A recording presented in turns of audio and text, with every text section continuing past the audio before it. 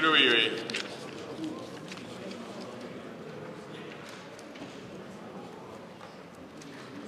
Oui.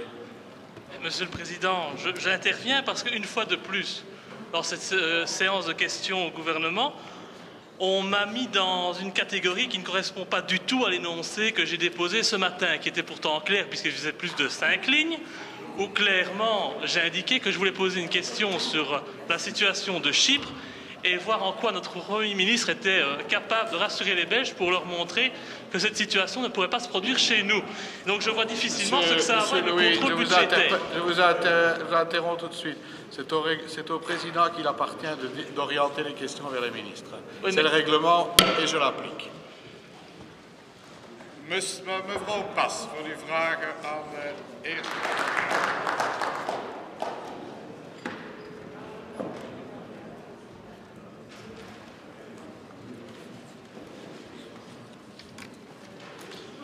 Monsieur le Premier ministre, en juillet 2012 et en mars 2013, alors que certains d'entre nous vous interrogeaient sur l'explosion de la dette publique à plus de 100% du PIB, vous avez à chaque fois répondu, et je vous cite, « Le patrimoine financier des ménages dans notre pays s'élève à 200% du PIB et si on ajoute à celui-ci le patrimoine immobilier, nous avons en réalité un avoir de 500% du PIB. Il ne faut donc pas s'inquiéter de la dette. » Et quand le citoyen il entend une telle réponse, il s'inquiète.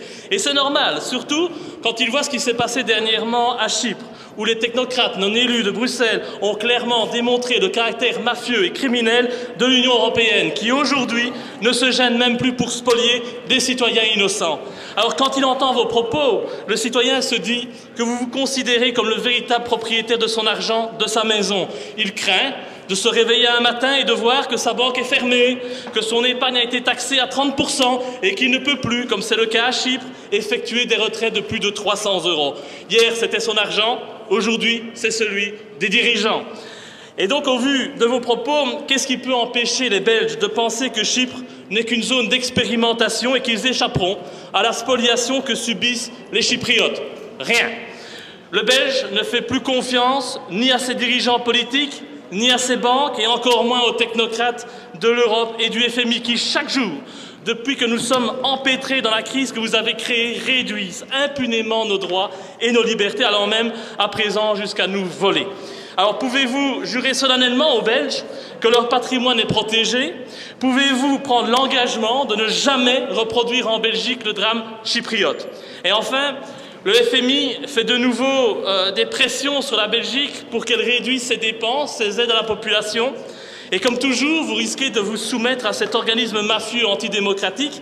Mais si j'étais vous, je dirais tout simplement merde au FMI, je dirais merde à l'Europe et je déciderais d'enfin travailler à la protection de mes concitoyens. Mais bon, malheureusement, vous n'êtes pas moi et donc je voudrais vous demander à quelle sauce vous comptez encore manger nos concitoyens qui, eux, sont de plus en plus nombreux à ne pas savoir ce qu'ils auront dans leur assiette, tant leur frigo a du mal à se remplir ces dernières années à cause de votre prétendue crise.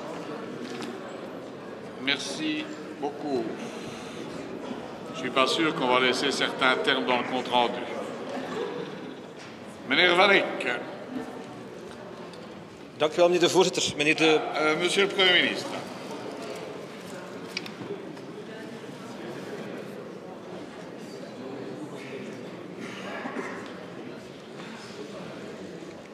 Monsieur le Président, chers collègues, d'abord, je voudrais remercier nos collègues qui interrogent le gouvernement.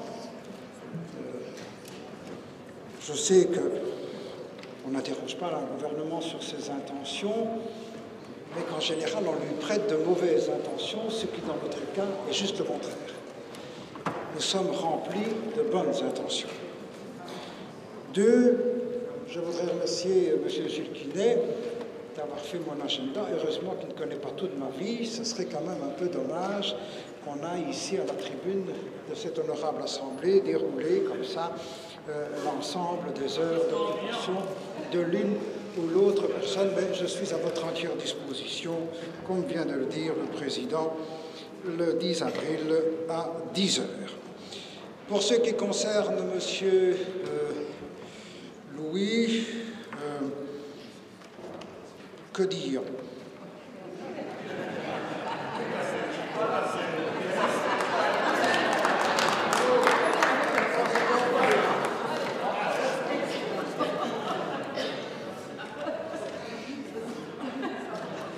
la demande de nos collègues, je ne dirai rien. Beste...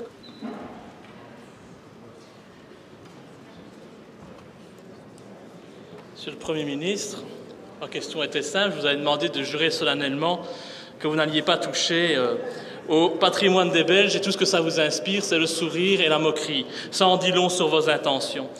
Et l'économiste américain Peter Schiff, ancien conseiller du président Bill Clinton, qui avait prédit en 2006 la crise des subprimes, a déclaré ceci: un crash va survenir aux USA en 2013, 2014 ou au plus tard.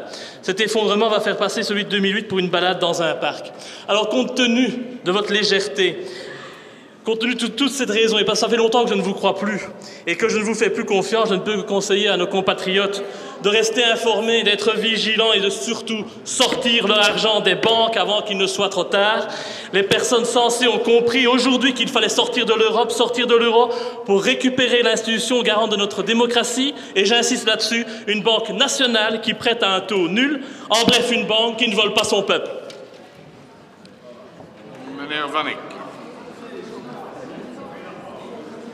Le Premier ministre, oui. Est-ce que notre honorable collègue ne mettrait pas... Est-ce que notre... Monsieur le Premier ministre, oui. Est-ce que notre honorable... Enfin, notre collègue ne mettrait pas en application lui-même ce qu'il dit? La sérénité va se trouver renforcée au sein de cette honorable Assemblée.